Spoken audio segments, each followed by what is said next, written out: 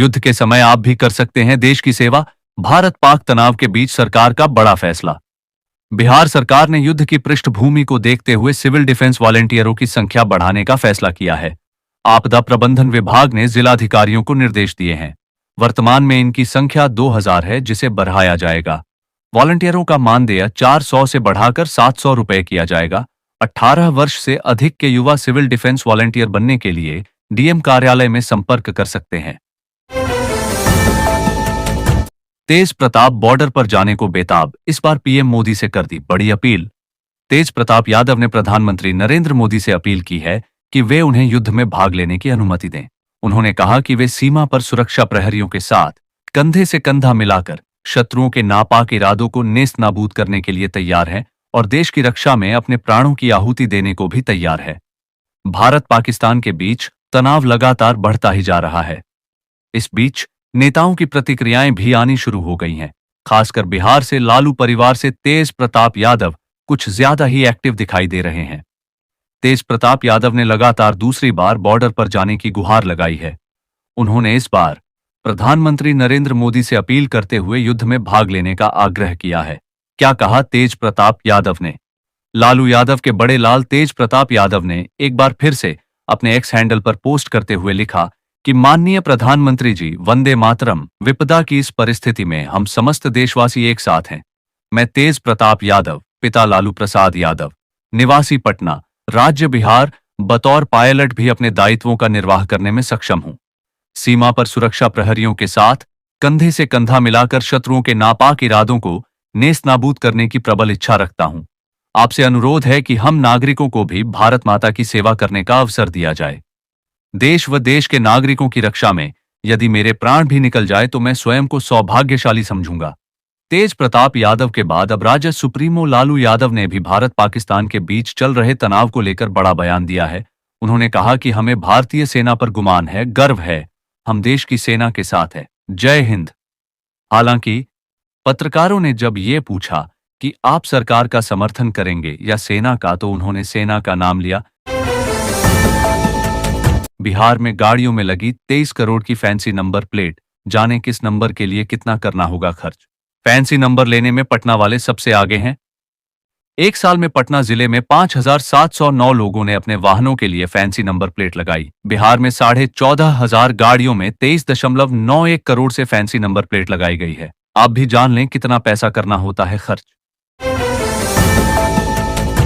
BPSC शिक्षकों को update भत्ते का भुगतान जल्द, शिक्षा विभाग ने लिखा पत्र। बिहार लोक सेवा आयोग बीपीएससी द्वारा नियुक्त राज्य के सरकारी स्कूल के शिक्षकों के मकान किराया भत्ता, वार्षिक वेतन वृद्धि और अन्य भत्ते अब एचआरएमएस पोर्टल पर अपडेट किए जाएंगे। शिक्षा विभाग ने इस संबंध में बिहार प्रशासनिक सुधार मिशन सोसाइटी को पत्र लिखा है ताकि शिक्षकों को जल्द से जल्द वेतन का भुगतान किया जा सके। बिहार में शिक्षकों की अटेंडेंस का गड़बड़झाला आया सामने। एक ही तरह की सेल्फी का क्या है मामला? 1554 ऐसे शिक्षक हैं जो मार्क ऑन ड्यूटी दिखाकर स्कूल से गायब रहते हैं। जिला शिक्षा कार्यालय की रिपोर्ट के अनुसार 500 से कम शिक्षक लिखित रूप से अन्य जगहों प्रतिनियुक्त किए गए हैं। 1000 शिक्षक गलत तरीके मार्क ऑन ड्यूटी दिखा रहे हैं। अब विभाग हर गतिविधि पर नजर रख रहा है। मुंबई और पटना के बीच आसान हुआ सफर, स्पाइस जेट की नई फ्लाइट शुरू, जानिए टाइमिंग। स्पाइस जेट ने शुक्रवार को मुंबई से पटना के लिए नई विमान सेवा शुरू की। पहली उड़ान में 399 यात्रियों ने यात्रा की। विमान मुंबई से देरी से रवाना हुआ और 157 यात्रियों के साथ पटना पहुंचा। वापसी में 142 यात्री मुंबई गए। अब स्पाइस जेट के 8 विमान मुंबई और पटना के बीच चलेंगे।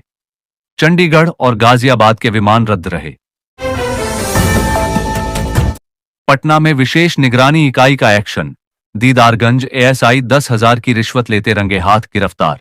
पटना में विशेष निगरानी इकाई ने दीदारगंज थाने के सहायक अवर निरीक्षक अभिनंदन को 10,000 रुपए की रिश्वत लेते हुए रंगे हाथों गिरफ्तार किया है।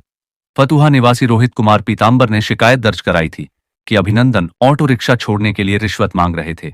शिकायत के बाद विशेष निगरानी इकाई ने जाल बिछाया और अभिनंदन को रिश्वत लेते हुए गिरफ्तार कर लिया। फिलहाल उसे पूछताछ जारी है। ऑटो से पटना जंक्शन जाते हैं तो जान लें ये बदलाव। जिलाधिकारी के फैसले पर अब यू टर्न लेंगे वाहन। पटना मल्टी मॉडल हब का निर्माण कार्य लगभग तैयार हो चुका है। जंक्शन से मल्टी मॉडल हब में यात्रियों को आने जाने के लिए पेडेस्ट्रियन एक्सीलेटर का कार्य भी पूर्ण है।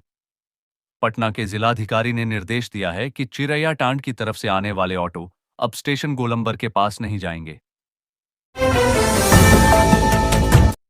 दवा के साथ मिलेगा एक लिफाफा। बिहार के अस्पतालों में जून से हो जाएगा बड़ा बदलाव। जून के दूसरे सप्ताह से सदर से लेकर प्राथमिक स्वास्थ्य केंद्र तक के अस्पतालों में दवा वितरण लिफाफे भेज दिए जाएंगे। मरीजों को दवा के साथ उसकी खुराक व उससे संबंधित एहतियात हिंदी भाषा में लिखे होंगे। इसे इस तरह से लिखा जाएगा कि कम पढ़े लिखे लोग भी आसानी से समझ सकेंगे। बिहार में हीट वेव का अलर्ट। अस्पतालों में होगा कोल्ड रूम। यहां देखें डॉक्टर की सलाह। मौसम विज्ञान विभाग ने भी पटना समेत प्रदेश में हीट वेव चलने की आशंका जताई है। स्वास्थ्य विभाग के निर्देशानुसार गर्मी जनित रोगों की चपेट में आए लोगों के त्वरित व प्रभावी उपचार के लिए अस्पतालों में कोल्ड रूम बनाए जा रहे हैं। अस्पतालों ने अपनी तैयारी शुरू कर दी है। कांग्रेस से टिकट चाहिए तो क्यूआर कोड स्कैन करें। 243 सीटों के लिए आवेदन मांगे। बिहार कांग्रेस ने आगामी विधानसभा चुनाव 2025 के लिए टिकट चाहने वाले उम्मीदवारों से आवेदन मांगे हैं। पार्टी ने एक क्यूआर कोड जारी किया है जिसे स्कैन करके इच्छुक उम्मीदवार आवेदन कर सकते हैं। पार्टी ने सभी 243 सीटों के लिए आवेदन आमंत्रित किए हैं। इस कदम का उद्देश्य संभावित उम्मीदवारों की पहचान करना और गठबंधन में सीटों के लिए मजबूत दावेदारी पेश करना है। कांग्रेस में डॉ. अखिलेश प्रसाद सिंह का बढ़ा कद। अब मिली एक और बड़ी जिम्मेदारी। अखिल भारतीय कांग्रेस ने अपनी 36 सदस्यीय राष्ट्रीय कार्य समिति में 2 नए सदस्यों को शामिल किया है। बिहार कांग्रेस के पूर्व अध्यक्ष डॉ. अखिलेश प्रसाद सिंह और केरल कांग्रेस के वरिष्ठ नेता के सुधाकरण को कार्य समिति में जगह मिली है। डॉ. अखिलेश बिहार के तीसरे नेता हैं जो इस समिति में शामिल हुए हैं। पार्टी नेताओं ने डॉ. अखिलेश को बधाई दी है। पटना के स्कूल की क्लास 8 से 5 तक सब ठीक। छठी कक्षा के स्टूडेंट्स का इंतजार हो रहा लंबा। पटना के सरकारी स्कूल की व्यवस्था ठीक नहीं है। छठी कक्षा के बच्चों को नई किताबें अब तक उपलब्ध नहीं कराई जा सकी हैं। 1, 2, 3, 4, 5, 7 और 8वीं की 70% नई पुस्तकें छात्रों दी जा चुकी हैं। इससे छात्रों के साथ अभिभावकों को भी परेशानी हो रही है। बीपीएससी ने 74 पदों पर निकाली भर्ती, मगर आवेदन मिले सिर्फ 2। योग्यता पर उठे सवाल। बिहार के मेडिकल कॉलेजों में असिस्टेंट प्रोफेसर के पदों के लिए बीपीएससी द्वारा जारी विज्ञापन में इमरजेंसी मेडिसिन विभाग के 74 पद हैं। आवेदन की अंतिम तिथि तक केवल 2 चिकित्सकों ने ही आवेदन किया है। एनएमसीएच और अन्य मेडिकल कॉलेजों के चिकित्सकों ने योग्यता में बदलाव के लिए बीपीएससी को पत्र लिखा है। पीएम नरेंद्र मोदी ने दिया था संकेत। बिहार ने यूथ गेम्स में कर दिखाया। खेलो इंडिया यूथ गेम्स में बिहार को पहला स्वर्ण सेप कटाकरा में मिला। मेजबान राज्य के आग्रह पर पहली बार खेलो इंडिया यूथ गेम्स में सेप कटाकरा को शामिल किया गया था। पटना में सेप कटाकरा विश्व कप के दौरान स्वर्ण जीतने पर पीएम ने कहा था कि इस खेल में सुनहरे भविष्य के संकेत हैं। पटना पूर्णिया एक्सप्रेसव वे को लेकर आया बड़ा अपडेट। 14 जिलों में होगा जमीन अधिग्रहण। लंबाई होगी 281 km। बिहार में 3 एक्सप्रेसवे परियोजनाओं को मंजूरी मिली है, जिनमें से केवल पटना पूर्णिया एक्सप्रेसवे के लिए भूमि अधिग्रहण की प्रक्रिया शुरू हो पाई है। रक्सौल हल्दिया और गोरखपुर सिलीगुड़ी एक्सप्रेसवे के दस्तावेजों का अभी इंतजार है, जिससे इस वर्ष इन परियोजनाओं पर काम शुरू होने की संभावना कम है। भूमि अधिग्रहण में देरी के कारण इन एक्सप्रेसवे के कार्यान्वयन में बाधा आ रही है। बिहार में जीविका समूहों के भुगतान को 30 करोड़ रुपए की मिली मंजूरी, राशि भी हुई जारी। बिहार सरकार ने जीविका समूहों के भुगतान के लिए चालू वित्तीय वर्ष में 30 करोड़ रुपए स्वीकृत किए हैं। जीविका समूह स्वास्थ्य विभाग के तहत जिला और अनुमंडल अस्पतालों में मरीजों के वस्त्रों की धुलाई और साफ सफाई का काम कर रहा है। सरकार ने जीविका समूह के साथ 2 फरवरी 2023 को करार किया था। इस कार्य की मॉनिटरिंग और भुगतान का जिम्मा स्वास्थ्य समिति को सौंपा गया था। आईआईटी में जाने वाले छात्रों की बल्ले बल्ले, पूरे देश में बढ़ेंगी 1364 सीटें। जोसा करेगी काउंसलिंग। सत्र 2025-26 में देश के 23 आईआईटी में 1304 सीटें बढ़ाई जाएंगी। बीटेक, एमटेक और पीएचडी पाठ्यक्रमों में सीटें बढ़ेंगी। आईआईटी जम्मू, भिलाई, तिरुपति, धारवाड़ और पलक्कड़ में अधिक सीटें बढ़ेंगी। कंप्यूटर साइंस, डेटा साइंस और आर्टिफिशियल इंटेलिजेंस जैसे कोर्स में ज्यादा सीटें बढ़ाई गई हैं। जोसा मई अंत में सीटों का विवरण जारी करेगा और जून में काउंसलिंग प्रक्रिया शुरू करेगा। पटना में दिल दहलाने वाली वारदात, हॉस्टल में घुसकर छात्र की गोली मारकर हत्या, इलाके में सनसनी। पटना के बहादुरपुर थाना क्षेत्र के सैदपुर छात्रावास में दो युवक गुटों के बीच हिंसक झड़प में एक युवक की गोली मारकर हत्या कर दी गई। मृतक की पहचान वारसलीगंज निवासी 22 वर्षीय चंदन कुमार के रूप में हुई है। पुलिस ने घटनास्थल से एक खोखा बरामद किया है और आरोपियों की गिरफ्तारी के लिए छापेमारी कर रही है। पटना में देर रात तक टीवी पर जमी रही निगाहें, हर सफलता पर भारत माता का जय घोष। भारत पाकिस्तान के बीच देर रात तक चल रहे टकराव को देखने के लिए लोग देर रात तक टीवी से कनेक्ट रहे। लोग सारे काम भूल मोबाइल व नजदीकी टीवी दुकानों पर जाकर चल रही खबरों से इसकी पुष्टि करने लगे। चैनल बदल बदल कर निगाहें सीमा के हालात जानने की कोशिश करने लगा। लगातार चल रही खबरों पर लोग आपस में बातें करने लगे। बिहार में 13 मई तक भीषण गर्मी से राहत नहीं, दिन के साथ रात भी रहेगी गर्म। पछुआ हवा के कारण बिहार में मौसम शुष्क बना रहा।